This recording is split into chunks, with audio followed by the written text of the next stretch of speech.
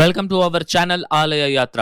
ఈ రోజు మనం తమిళనాడు రాష్ట్రంలోని కాంచీపురానికి 11 కిలోమీటర్ల దూరంలో ఉన్న కూరం అనే గ్రామంలో ఉండే ఆదికేశవ పెరుమాళ్ ఆలయాన్ని అయితే దర్శించబోతున్నాము. ఈ ఆలయాన్ని కూరత్తాల్వార్ ఆలయం అని కూడా పిలుస్తారు. ఈ ప్రదేశంలో సాక్షాత్తు శ్రీ మహావిష్ణువు వారు కూరతాల్వార్ వారిలా జన్మించారన్నమాట.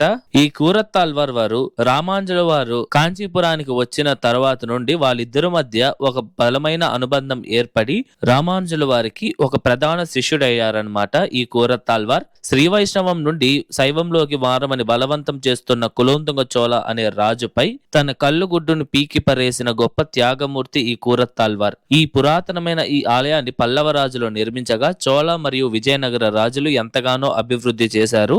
ఈ ఆలయం గురించి కూరత్తాల్వార్ జన్మ చరిత్ర గురించి పూర్తి చరిత్రతో మన ఛానల్లో ఒక ఫుల్ వీడియో ఉంది. ఆ వీడియో తాలూకు లింక్ నేను మీకు ప్రొఫైల్ కింద ఇచ్చాను, చెక్ చేయండి. వీడియో నచ్చితే like, share and subscribe to our channel ఆలయ యాత్ర.